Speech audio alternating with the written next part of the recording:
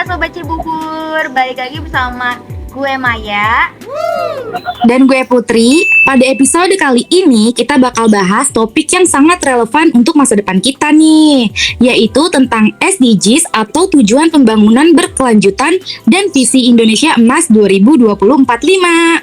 Bener banget. Dan untuk membantu kita mendalami topik ini, kita juga udah mengundang salah satu tamu spesial, seorang mahasiswa yang aktif berbagai kegiatan sosial dan akademik. Dan mari kita sambut Hikmah dari jurusan Universitas Nusantara. Selamat datang Hikmah. Halo semua. Halo. Terima kasih. Jadi nama saya Hikmah Purnamasari. Senang bisa berada di sini dan berbagi pandangan sama kalian semua. Ya, salam kenal Hikmah. Oke, kita langsung mulai aja ya tentang pembahasan SDGs. Hikmah, bisa nggak lo ngejelasin apa itu SDGs atau gimana sih lo ngeliat pentingnya dalam konteks Indonesia itu? Oke, jadi SDGs itu atau Sustainable Development Goals adalah serangkaian 17 tujuan global yang disepakati oleh PBB untuk dicapai pada tahun 2030.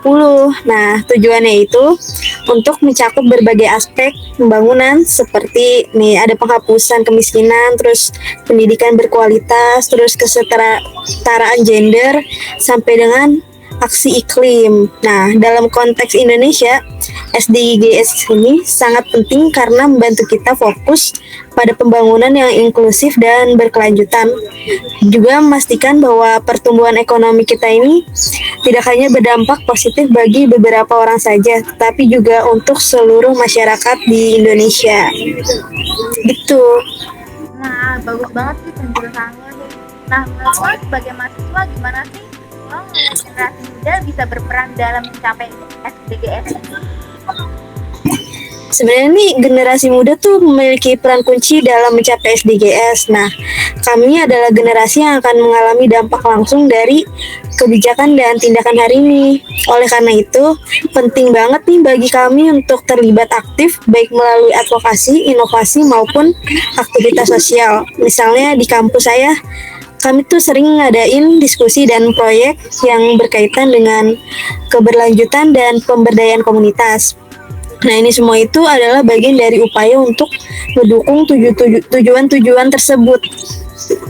Wih, tadi kan lo nyebutin tentang advokasi dan proyek di kampus. Bisa nggak sih lo itu nyebutin salah satu proyek yang lagi dikerjain dan gimana hubungan itu sama SDGs ini? Salah satu proyek yang saya ikut terlibat itu adalah inisiatif untuk mengurangi penggunaan plastik sekali pakai di kampus. Proyek ini tuh berfokus pada edukasi tentang dampak lingkungan dari plastik dan menyediakan alternatif ramah lingkungan seperti botol minum yang bisa diisi ulang. Terus juga ini berhubungan langsung dengan SDG 12, yaitu konsumsi dan produksi yang bertanggung jawab. Selain itu kami juga berkolaborasi dengan komunitas lokal untuk membersihkan sampah plastik di sekitar kampus yang sejalan dengan SDG 14 tentang kehidupan bawah air dan SDG 15 tentang kehidupan di darat.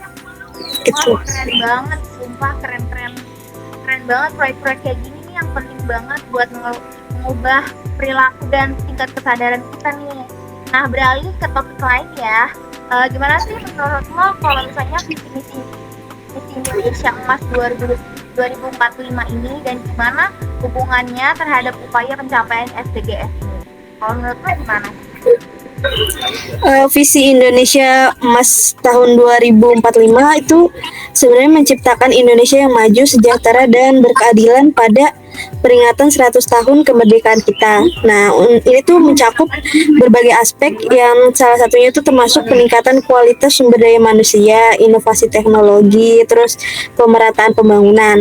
Nah, hubungan dengan SDGs itu sangat erat karena visi ini juga berfokus pada pembangunan berkelanjutan dan inklusif. SDGs ini juga bisa dianggap sebagai langkah-langkah yang lebih spesifik menuju visi besar tersebut.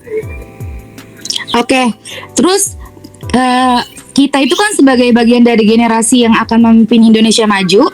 Apa sih yang lo harapin dari pemerintah dan masyarakat dalam mendukung perjalanan menuju Indonesia Emas? Untuk menuju Indonesia Emas sih, saya berharap pemerintah dan masyarakat dapat terus mendukung pendidikan berkualitas. Contohnya yaitu memberikan ruang untuk inovasi, terus mengedepankan prinsip keadilan sosial. Terus pendidikan berkualitas juga itu adalah fondasi yang penting juga, karena hanya dengan pengetahuan yang baik kita bisa bersaing di tingkat global. Selain itu juga saya berharap ada kebijakan yang mendukung pembangunan berkelanjutan dan kesejahteraan sosial, itu agar semua lapisan masyarakat dapat merasakan manfaatnya gitu. Wah, pesannya sangat inspiratif banget ya buat generasi muda kita.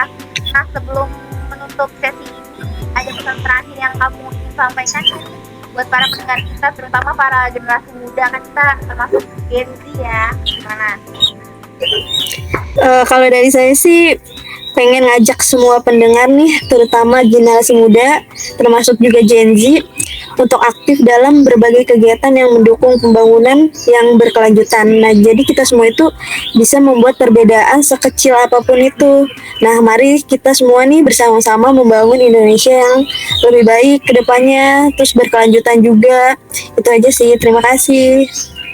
Wih, terima kasih banyak ya Hikmah buat waktu sama wawasannya di episode kali ini. Nah, terima kasih juga nih buat para pendengar yang udah dengerin kita semua. Jangan lupa untuk ikutin kita di media sosial dan beritahu kita topik apa yang kalian mau dengar lagi. Sampai jumpa di episode selanjutnya. Bye-bye! Bye-bye!